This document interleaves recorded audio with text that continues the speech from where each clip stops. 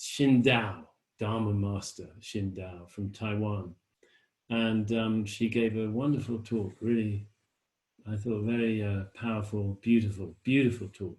So if you haven't heard that, that's up on YouTube as well.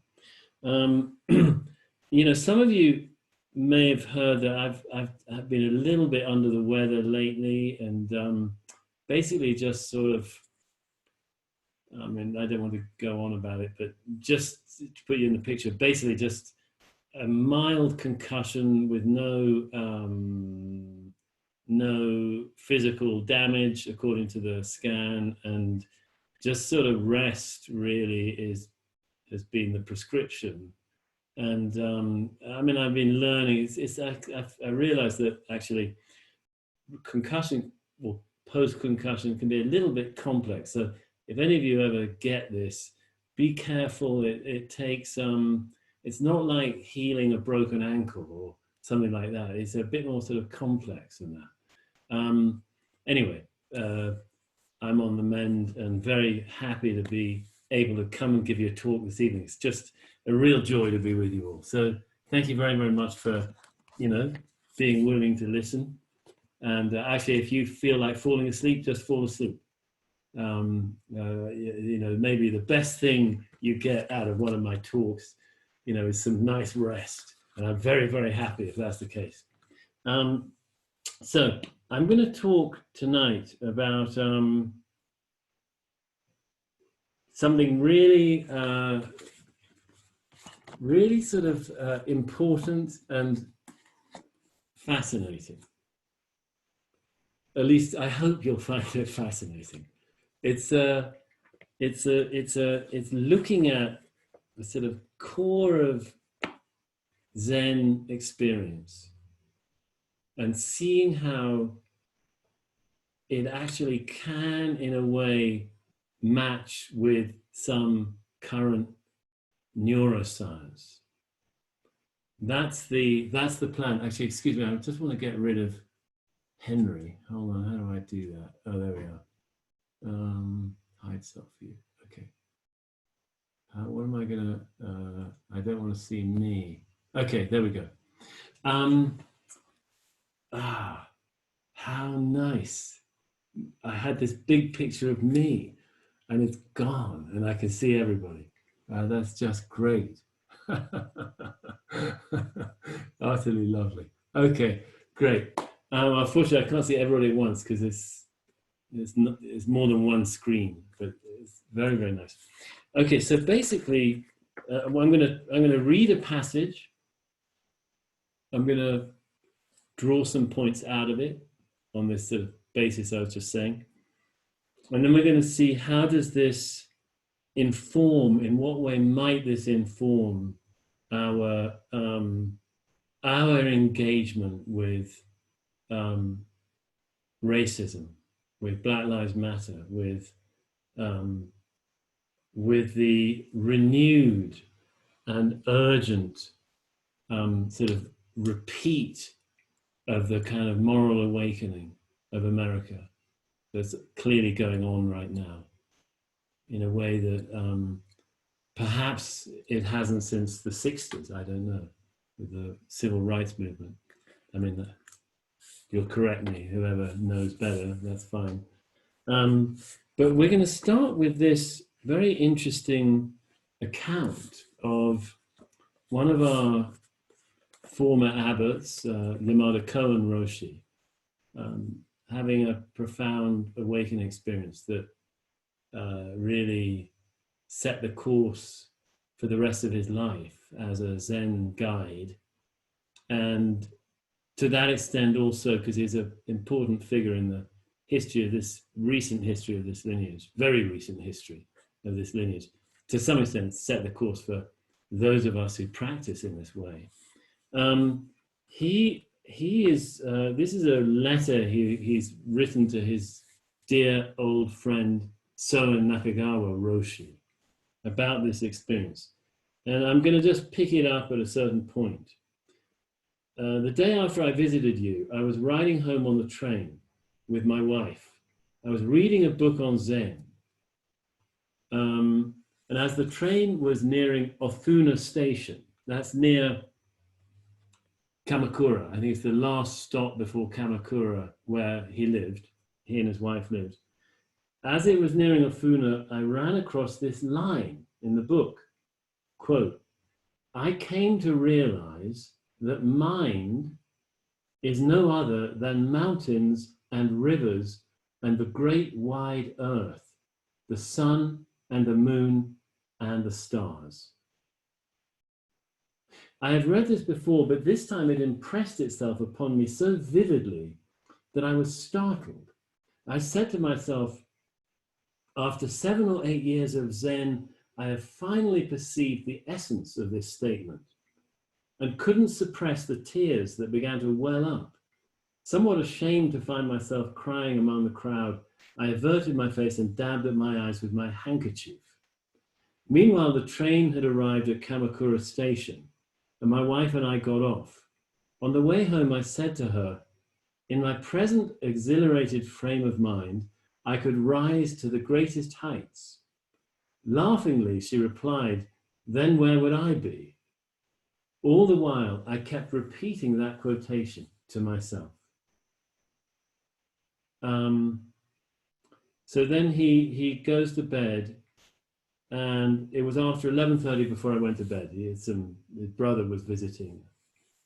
At midnight, he's gone to bed. At midnight, I abruptly awakened. At first, my mind was foggy. Then suddenly, that quotation flashed into my consciousness. I came to realize clearly that mind is no other than mountains, rivers, and the great wide earth, the sun and the moon and the stars. And I repeated it. Then all at once I was struck as though by lightning. And the next instant, heaven and earth crumbled and disappeared. Instantaneously, like surging waves, a tremendous delight welled up in me, a veritable hurricane of delight, as I laughed loudly and wildly. Ha ha ha, ha ha ha. There's no reasoning here, no reasoning at all. Ha ha ha. The empty sky split in two, then opened its enormous mouth and began to laugh uproariously. Ha ha ha. Later, one of the members of my family told that my laughter had sounded inhuman. I was now lying on my back. Suddenly I sat up and struck the bed with all my might and beat the floor with my feet, as if trying to smash it, while laughing riotously. My wife and youngest son, sleeping near me, were now awake and frightened. Actually, this youngest son is Yamada Ryoun Roshi, who some of you have met, now the abbot of Samba Zen, when he was a kid. Covering my mouth with her hand, my wife exclaimed, "What's the matter with you? What's the matter with you?" But I wasn't aware of this until told about it afterwards. My son told me later he thought I had gone mad. I've come to enlightenment. Shakyamuni and the ancestors have not deceived me. They haven't deceived me. I remember crying out. When I calmed down, I apologized to the rest of the family, who had come downstairs, frightened by the commotion. Prostrating myself before the photograph of Kanzeon you had given me, I lit a stick of incense and did zazen until it was consumed. The incense was consumed half an hour later, though it seemed only 2 or 3 minutes had elapsed. Even now, as I write this, my skin is quivering. That next morning, I went to see Yasutani Roshi, his teacher, and tried to describe to him my experience of the sudden disintegration of heaven and earth. I am overjoyed, I am overjoyed, I kept repeating, striking my thigh with vigor. Tears came which I couldn't stop. I tried to relate to him the experience of that night, but my mouth trembled and words wouldn't form themselves. In the end, I just put my face in his lap. Patting me on the back, he said, "Well, well, it is rare indeed to experience to such a wonderful degree. It is termed attainment of the emptiness of mind. You are to be congratulated." "Thanks to you," I murmured, and again wept for joy. Repeatedly, I told him I must continue to apply myself energetically to Zazen. He was kind enough to give me detailed advice on how to pursue my practice in the future, after which he again whispered in my ear my congratulations and escorted me to the foot of the mountain by flashlight. Although 24 hours have now elapsed, as he's writing this, I still feel the aftermath of that earthquake. My entire body is still shaking. I spent all of today laughing and weeping by myself. Yeah. So that is that's a very deep kensho. That's a very deep. It's actually sometimes given a different name. That kind of experience. It's a very thorough experience. There's just no. There's sort of no no going back after that. I mean, it's really. I mean, work goes on, practice goes on, clarification, deepening must go on, but there's also, it's in some ways, something's done with an experience like that. So it's different from Kensho, which he'd had earlier, by the way. He's working on his koans when this happens. Now, the reason I wanted to share this with you, there's a few reasons actually.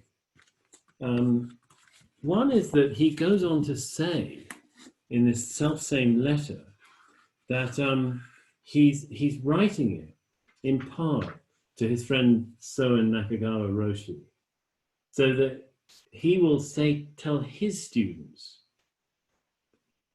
that even I, who am unworthy and lacking in spirit, can grasp such a wonderful experience when time matures. You know, and then he actually has a footnote to the letter. He says, "P.S. That American who was asking us whether it's possible for him to attain enlightenment in 1 week of session, tell him this for me." Now, I don't know, but I think that American might have been Philip Kapler. I'm not sure. "Tell him this for me. Don't say days, weeks, years, or even lifetimes. Don't say millions or billions of ages. Tell him to vow to attain enlightenment, though it take the infinite, the boundless, the incalculable future." He is speaking right in the depths, from the depths of utter clarity. He knows with utter confidence that discovering this fact, this reality of our human nature, which is not just human, is worth any effort. It's worth any time. It is that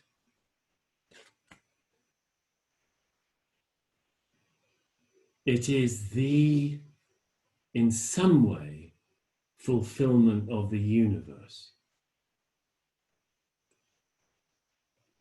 However grand that sounds and exaggerated probably, I think in some way it's not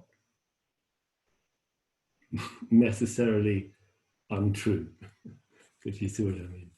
I think in some way it is such a huge fulfillment and it's so natural.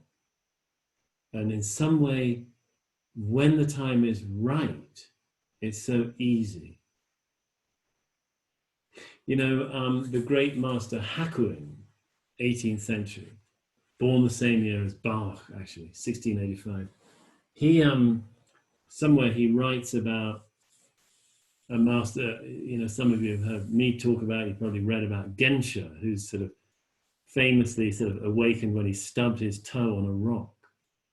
Well, Hakuin comments on that awakening. He too had a very profound experience. And he says,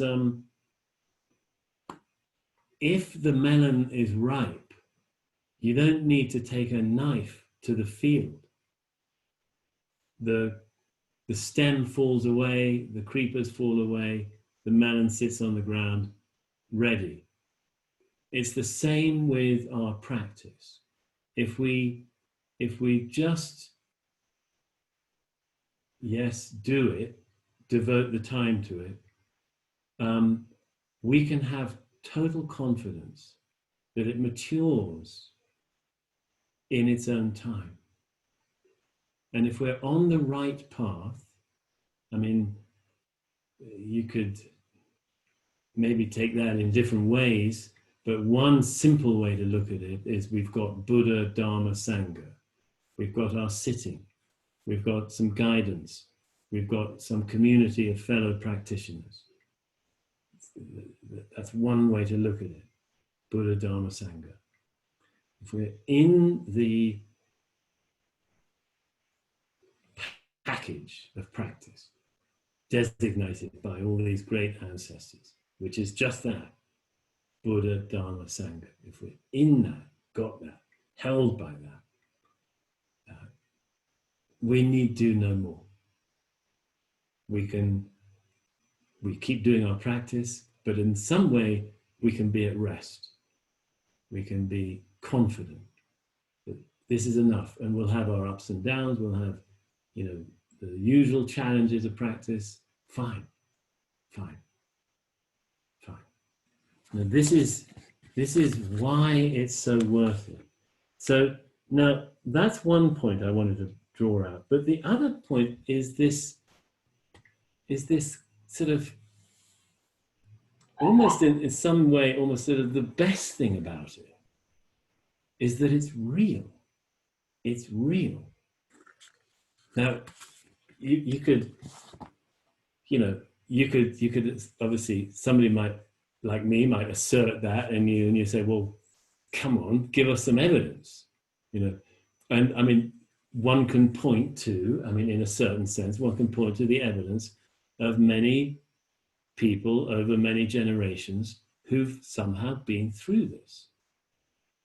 And when, you know, we are in a tradition where if someone like Yamada Koen Roshi is guiding others, it's because of what he's experienced. It's not because of some doctrine. It's not because of some belief system.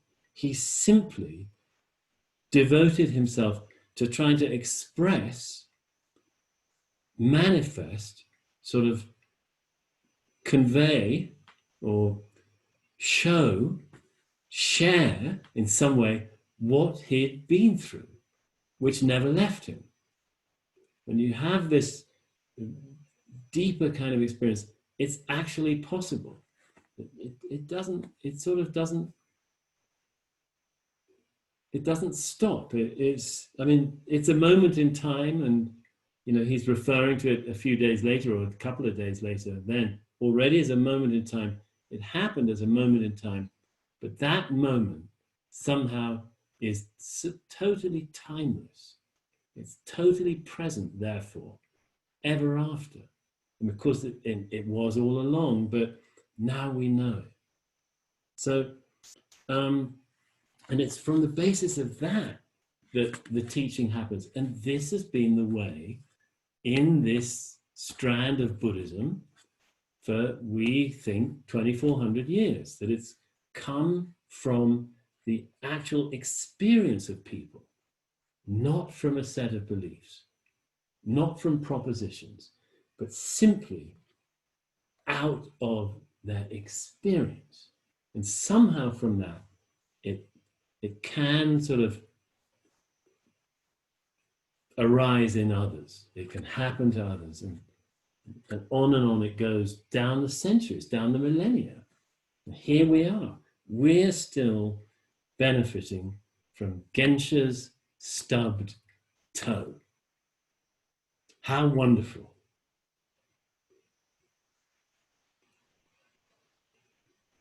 His teacher didn't go out with a knife and try to cut the melon from the vine. The melon ripened. There it is. So now it's quite easy to get in a mindset of sort of, I want. Well, that's fine as a motivating force to get on board with the practice and do it diligently and make sure you have the elements of a full practice to some degree that you're able to. And then forget about it. Don't actually bring the seeking, the mind of gaining, of attaining, or anything like that into practice. Just do practice. Just, really, it is a ripening process. We're sitting in the sun and the rain and on the soil of Buddha, Dharma, Sangha. That's all we have to do. And it's enough. This awakening experience is intrinsic in us, to us. It's not something actually that we get. It's already here. It's part of us. It is us most intimately. Okay, now, what about this real thing? How do we know it's real? In another way, looking at neuroscientific side of it. Now, I'm afraid it's a little bit of a complicated thing I want to say, but I'm going to try to, especially with my slightly fuddled brain and neurology right now, I'm going to do my best to express it as clearly as I am able to at this moment. Here's the point. There's a notion in modern neuroscience that it seems like a lot of people, scientists who are studying consciousness, kind of more or less agree on these days, which is, what the hell is consciousness? What is it? So some are saying, well, it's like a, they don't know. Nobody really can say what it is, but they can say this much, that it's kind of like a desktop. It's like, it's a sort of, it's what the user has access to immediately. There's loads of programs running that are in the unconscious, the subconscious, some of which can claim time on the desktop. If you stub your toe, it's gonna jump up. Pain is gonna jump onto the desktop. It gets airtime, so to speak, on the desktop. And what else does the desktop consist of? Well, a large part of it is of sense experience. It's got a lot of this. Of course, it gets thoughts and stuff coming in. The default mode seems to claim desktop time quite a bit. The thought, the commentaries, internal commentary. But a lot of it is sense experience. If assuming we have all five senses, it's seeing, hearing, feeling, touching, pressure, taste and smell when pertinent. Now, in other words, quite a lot of it is occupied by what we call the world. Right now you're seeing a computer. You're probably maybe seeing a desk, a table, a coffee table or whatever, and chair and walls. Outside there's, depending where you are, maybe there's sunshine, daylight. You're seeing all this. Now, from this point of view, we think, well, we tend to intuitively think there's the world out there, and I can sort of, I know that I'm not literally looking out at it. I know that my eyes aren't actually windows, right? They're not. If you think they are, they're not. There's no light getting into the skull. We're not actually looking out of windows at the world. What's happening is a sort of construction of the world, occupying this desktop. Provisionally, we're calling it consciousness, or provisionally desktop of consciousness. Now, here's the thing. even if we get that, okay, I'm not actually looking out of the world, but I am surely getting a kind of model of the world being constructed in my brain. That all these sense experiences, the optical nerve and all the rest, they kind of construct a version of the world that I do indeed experience and helps me navigate and all the rest of the things I need to do, right? I mean, that would seem fairly sort of acceptable version. But wait a minute, the model, the construction is the world you see. There's not another one. There's not a world out there and a construction in here. It is the model, the construction is the world you see. Do you see what I mean? It's whatever this construction in the neurology is, that is the world you're experiencing. There's not two of them here, a real world and a construction. That is the world, your construction of it, your model of it, what you see, what you think you move through, touch, smell, feel, you know, that is all there is of the world, in fact. Okay, I don't know if you can get this, but if you can get a taste of it, then you see how this line, mind, is nothing but the sun, moon, and stars, the mountains, the rivers, the great earth. That is mind. Mind and world are absolutely one and the same thing. This Buddhist practice has led to that understanding through experience. It's exactly the same as this sort of latest neuroscience of consciousness that some are signing on to. There's debate and stuff about it. I hope I'm conveying this, that is actually that somehow through this practice, we can come to somehow engage with the neurology in such a way that we see through it all. It all sort of falls away. Not only are we no longer entranced by thought, entranced by presuppositions, entranced by assumptions, entranced by preconceptions, we're not even entranced by the world. We see through it. This is a real possibility of this practice.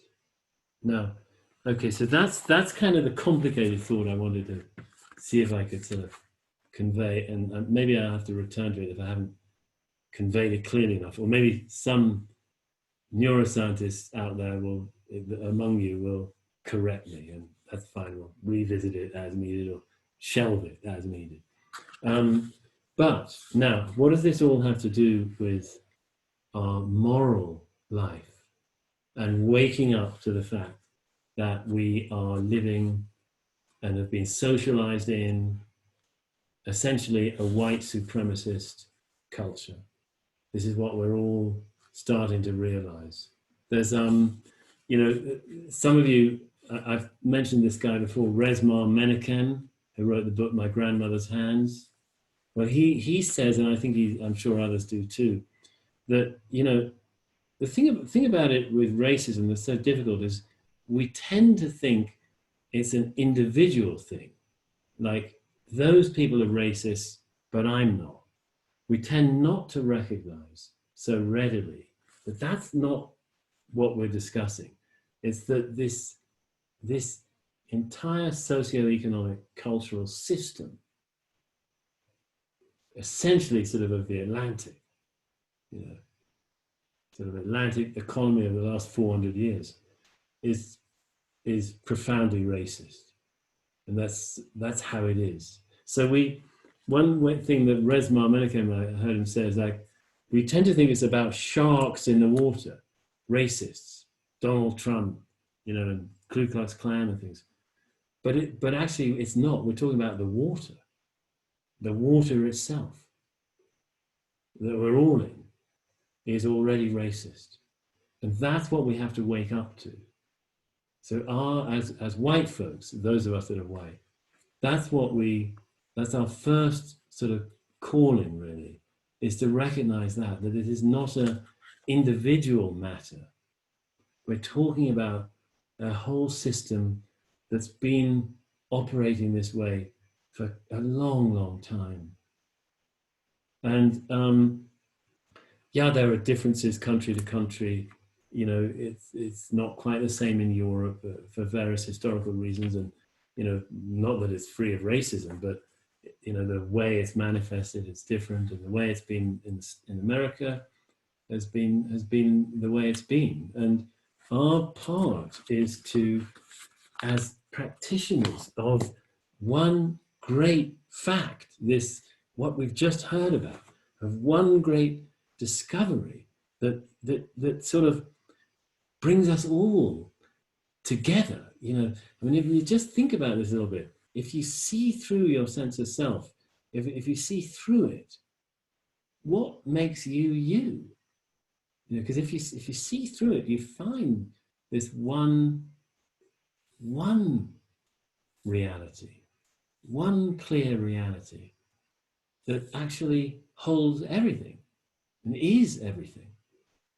So what makes us individual? I mean, actually things do, but on that level, we are all one. You know, there's many ways you can look at this. You know, we know that we all descend from, you know, some rather small number of Africans. We know that, you know, whether it was 80,000 years ago or something. Homo sapiens got very bottlenecked, and apparently just a very few couples left, and we're all descendants of them, you know. And so you can look at it that way too. But the fact is, from the Zen experience, it's absolutely. I mean, the moral implications of discovering for ourselves the unity of creation have to be clear. They have to be tended to. The point of this is that we may call it wisdom in, you know, in Mahayana Buddhism. This kind of awakening is called wisdom, and it immediately leads to. I mean, you heard Yamada Cohen talking about this utter joy welling up. Well, that's one of the faces of this love, to discover this unbelievable sort of joy of creation and utter unity of creation and freedom, boundless freedom. How ironic, you know, to be discovering boundless freedom and living in a country that still has deeply sort of legacies or recastings, reformulations of massive slavery, enslavement. We still have, you know, if you've seen the book New Jim Crow, you know, really new iterations of the same systemic oppression. You know, so what do we do? Well, at least first we awaken to this, because actually compassion, which comes out of that unity, that compassion's all very well as a feeling, as a affective orientation, affective, I mean, like a way of feeling. It's great, it's good, it's fine, but actually compassion, it needs action. Compassion is actually, it expresses itself. It wants to express itself in action. There may be many different ways. We don't all have to go and, you know, get on the streets. I mean, some may want to do just that, but there's many ways to act, but our compassion drives us to act. You know, so please let's all be sort of aware of this. And I think I'm looking at my notes and I'm seeing that I think that's enough for now. yeah, let's I don't know what. Oh yeah, I'm now looking at the time and seeing it's enough for now. So I want to.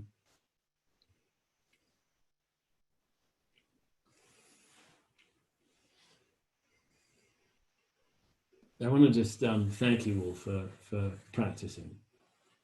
I do believe it's the most valuable thing of all to be doing, and let's do it with resolve, with determination, and also with great patience and trust and confidence. And let's allow it to actually make it easier for us to take on what we must take on in this new moral awakening going on in this country. This is a support for that. It's so important to have support for this kind of urgent, what's the word? Injunction? No, just it's urgently needed soul searching and rediscovery of how we're carrying it in our bodies and how we're expressing it without realizing it, and what we're going to do about it. And let's I mean, the heart opening and heart nourishing of this practice is infinite. So we just want to share that and help. It's all about helping relieve suffering. That's really all this practice is about. So thank you very much for listening, and looking forward to sitting, with those of you who are joining. Just, I'm afraid, one little sort of